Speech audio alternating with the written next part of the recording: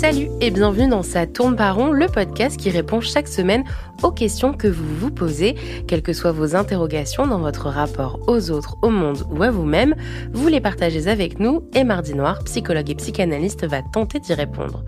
Salut Mardi Noir. Salut Nina. Noémie a une question simple mais loin d'être basique, contrairement à la chanson. Comment la psychanalyse pense-t-elle les transidentités ? Alors à noter que Noémie a mis en objet de son mail « chaud les marrons ».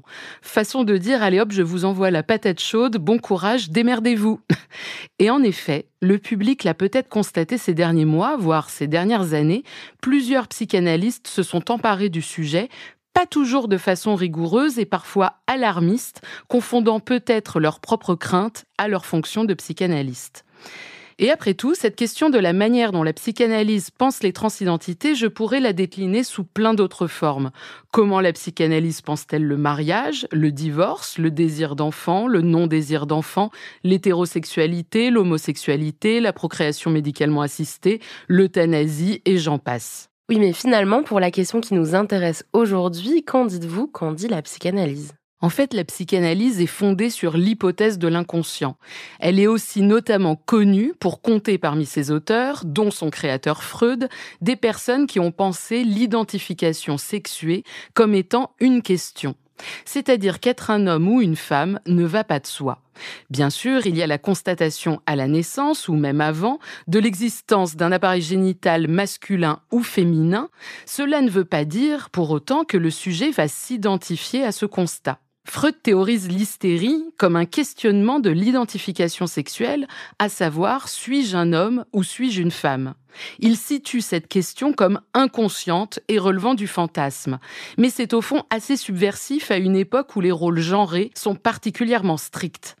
De plus, et pour aller un peu plus loin que l'identification sexuée, Freud émet également l'hypothèse d'une bisexualité psychique qui serait partagée par toutes et tous et que le choix d'objets hétéros ou homo ne se ferait que dans un second temps.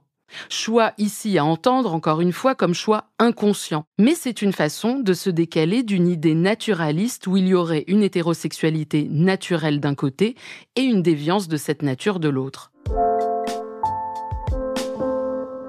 Freud a réfléchi à la question sexuelle, à la question de l'identification, mais il n'avait pas d'avance, il n'a pas réfléchi aux personnes trans. Non, et pourtant, que fait une personne trans ? Elle acte dans le réel une transformation.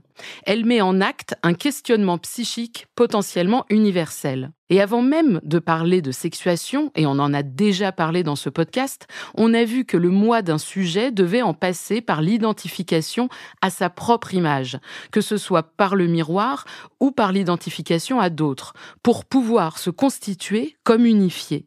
Sinon, le moi ne se constitue pas et reste morcelé.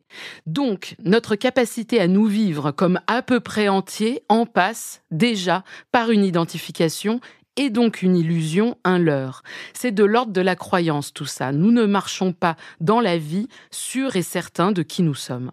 Oui, mais pour une personne trans, qu'est-ce qui se joue en plus avec cette incertitude ? Pour la part sexuée du corps, c'est à peu près la même chose. Jouer à la fille ou jouer au garçon, de toute façon, cela renvoie à un imaginaire, à un contexte, une époque, des codes donnés. Le genre peut s'envisager comme une performance.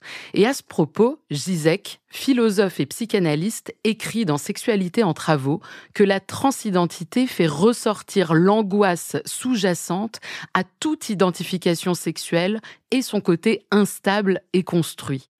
Et là, on commence à toucher au cœur de la question, le point d'angoisse que les transidentités peuvent révéler chez les autres. Parce que c'est aussi ça que ça touche. Les transidentités donnent à voir dans le réel ce qui est de l'ordre du fantasme chez beaucoup d'entre nous. Alors, que pense la psychanalyse de la mise en acte d'une transition de genre ? Eh bien, je ne sais pas si la psychanalyse en pense quelque chose, dans le sens où ce n'est pas la psychanalyse qui propose la possibilité de prendre ou non des hormones, de procéder à des opérations chirurgicales et de changer d'état civil. Cela, c'est d'abord l'affaire de la médecine qui répond à une demande et trouve le moyen de la satisfaire. Puis c'est une affaire juridique et légale qui accepte l'inscription symbolique d'un nouveau genre et d'un nouveau prénom à l'état civil. À ce propos, Slavoj Žižek, philosophe et psychanalyste, écrit dans Sexualité en travaux que la transidentité fait ressortir l'angoisse sous-jacente à toute identification sexuelle et son côté instable et construit.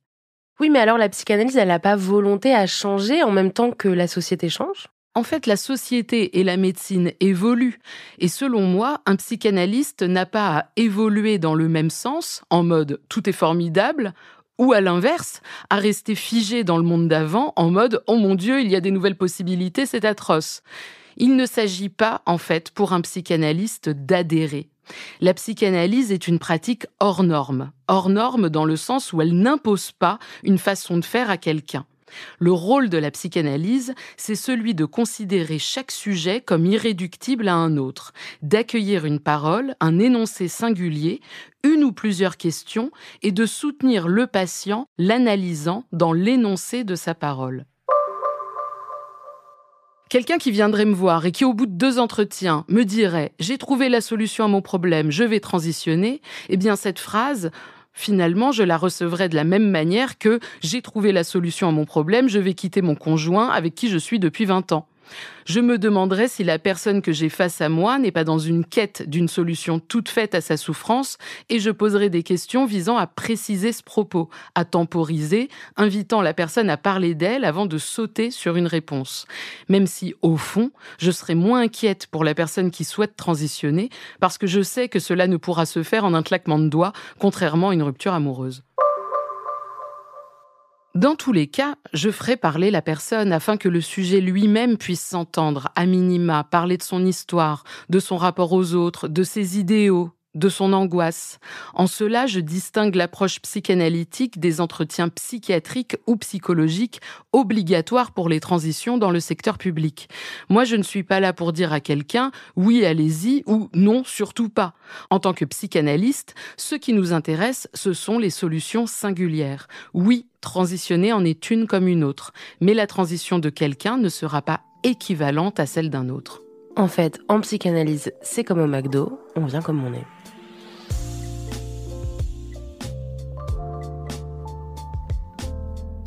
Ça tourne par rond est un podcast de Mardi Noir, produit et réalisé par Slate Podcast. Direction éditoriale Christophe Caron, production éditoriale Christophe Caron et Nina Pareja, prise de son Nina Pareja, montage et réalisation Aurélie Rodriguez. La musique est signée Sable Blanc.